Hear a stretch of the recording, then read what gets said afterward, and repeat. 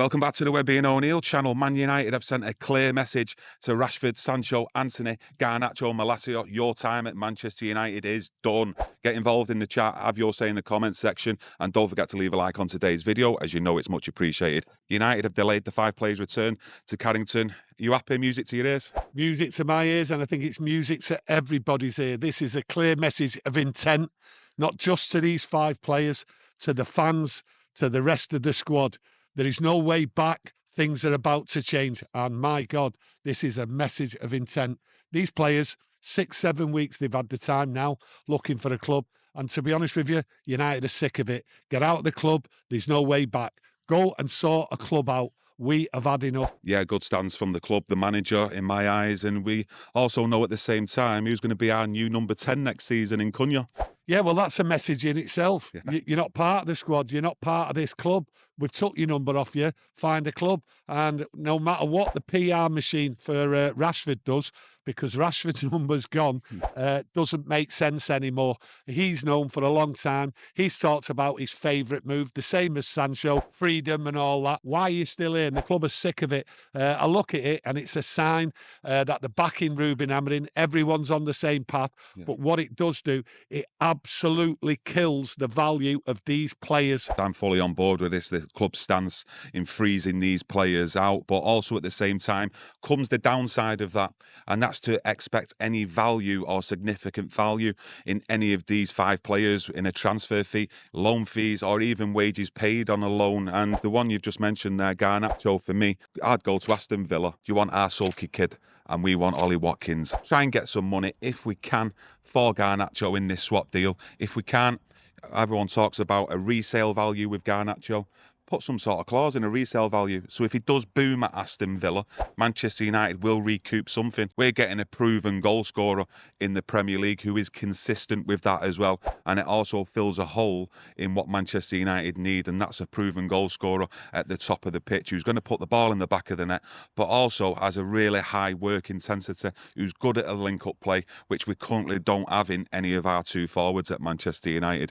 I mean, he's got 3 years, I still think, in his legs to play at the top level. Maybe offer him a 3-year contract, an option for a 4th, because you look at Ollie Watkins in his career, he's not really played that much football. He's still got plenty left in them legs to play football. He's not been playing 2 games a week every single week when you look at his career at Brentford and Aston Villa. I mean, Marcus Rashford has played 1 more game than Ollie Watkins in total appearances in all competitions in the career, and Ollie Watkins is 2 or 3 years older than Marcus Rashford, so he's still got a lot left in the tank, I think, Watkins, and I do think it solves a problem that Manchester United do need to fix in this current transfer window. Well, I just look at Garnacho and I think wherever he goes for a fee, if they get a fee, it'll be a small fee with the potential of what later on he achieves. For me, I think Garnacho has scared clubs off, especially Premier League clubs.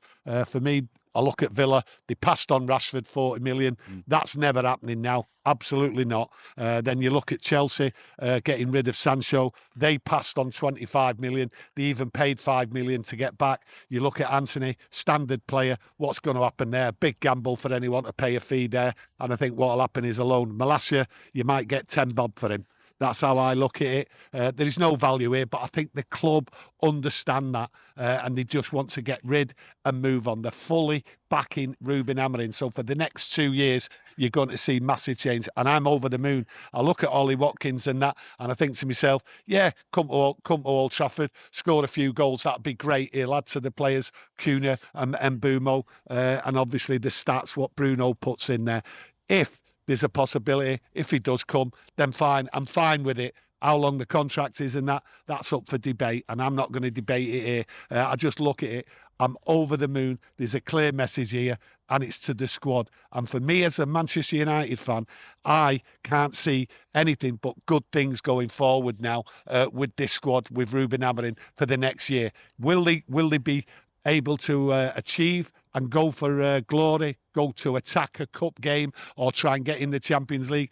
I'm not too sure about it. But what you want here, you want the standards changing, and everything is changing. These players are absolutely ill because they look weak now, pure weak. There is no value for them going forward.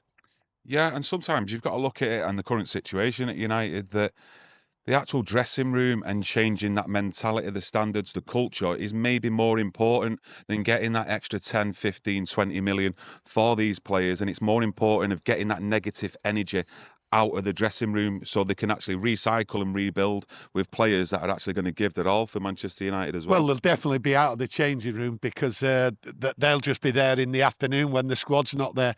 That's how I see it. They don't want them anywhere near this squad.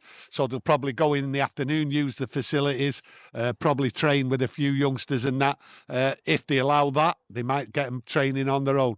But listen, the change is coming and it's a massive change and it's well overdue.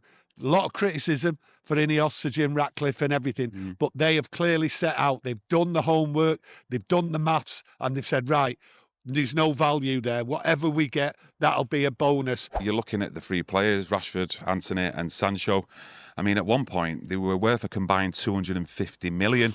Now, if you're looking at them three players now, would you be lucky to even get 70 or 80 million in transfer fees for them three players when you consider and factor in the wages and how high they are? I mean, the reports, what I'm hearing from like over in Real Betis, is that they can't even afford half of Antony's current wages.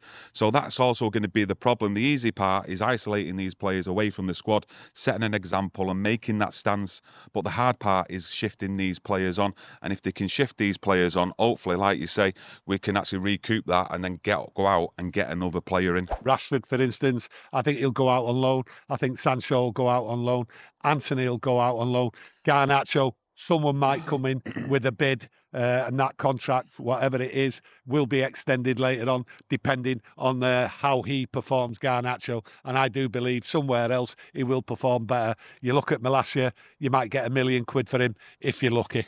Yeah, PSV sent him back, so that just lowers the expectations of a move for him. And like we've said in this, any significant value in transfer fees for any of these players now. But at the same time, I'm all positive for this. I'm actually like not really focusing too much on what we will get or what we won't get for players. It's a stance and a good one where they've made it. And it's about changing the culture inside this club. And they're clearly backing Ruben Amorim in his vision in how he wants this Manchester United team to play. Yeah, and let's hope it all works out. I mean, everyone out there, I've got different opinions on Ruben Amorim, but what it is, it's not about the money. I said the other day, I'm not bothered about the money. I just want to see change, and the change in culture, the changing standards and everything are here. He's had 9 months, Ruben Amorim and his team, and they've just come back into Carrington yesterday. So that's a good sign. They're ready to go at it, and this is a statement of intent. Everything is up for change, and people better start listening. Yeah, we've discussed the players individually over the past few days, couple of weeks, and it's not something I really want to get into, the merits of each player or the downsides, etc. But one deal that I do need to happen, well, I do want to happen, and it's got to be surely before the Monday, and that's Brian and Mbumo. I mean, 5 weeks are we now? 6 weeks going into this. I'm just waiting, and I think it just seems to have gone on for about a year. This, but it will get done. I think once they've got their players in Brentford, then they'll just pass Mbumo over. But it will get done. There's no two ways about it. And I did say yesterday there is no way £2.5 million is stalling this deal. I mean, there's no Player FC on this channel where we think the likes of Garnacho can go on and make a big boom out there, actually go on and perform at another football club is irrelevant. It's the football club first, and let's all get behind it. And most importantly, let's hope it works. Yeah, there's a grind now for 2 years. Ruben Amorim's got to work hard, got to turn it around, and we've just got to stick with it. This is a massive change. You've got to understand what's going on here. The message is clear. Everything now is for change. The standards are going to change, and I just can't wait to see what happens in this pre-season, how Ruben Amorim gets about his work, because he will be short of players, so there will be players coming in. For me, thumbs up to the club for doing this. Yeah, you just talk about players there, and 4 out of the 5 players. And it's strange how they're all like wide players, wingers, forward players. And, you know, you're looking at other clubs around Europe. You know, Barcelona keep getting mentioned with Marcus Rashford, but it's all one way from Marcus Rashford's camp, not more so Barcelona to Rashford. And the top clubs out there, they are stacked in them positions in the wide areas, left and right, and we've got 4 players there who we need to shift out. So, you know, it's going to be difficult for the lads in the background to get these players out, especially on the wages and the actual positions that they play as well. So let's all just hope, let's keep our fingers crossed, and, you know, there is some good news that comes in the next few days or few weeks before that season actually starts and these players have left. Yes, they better have left by next week. That's all I can say, because what the first game we've got is against Leeds. They won't be going on there. They also won't be going on the pre-season. So for me, they're going to just look absolute chumps, and chumps is what I'm calling them. Chumps. I like that. It's good. But let us know what your thoughts and the feelings are. Are they chumps? Let me know in the comments section. But your overall opinions, thought I'd just do you a bit of a brief overview on that news yesterday, because it is relevant news, it's strong news, and it sends a clear message to them 5 players and this current squad. You either butt your ideas up, you pull the same way as Ruben Amorim, or you're out. Thanks for joining us. Smash that like button, and we'll see you on Monday. Thank you.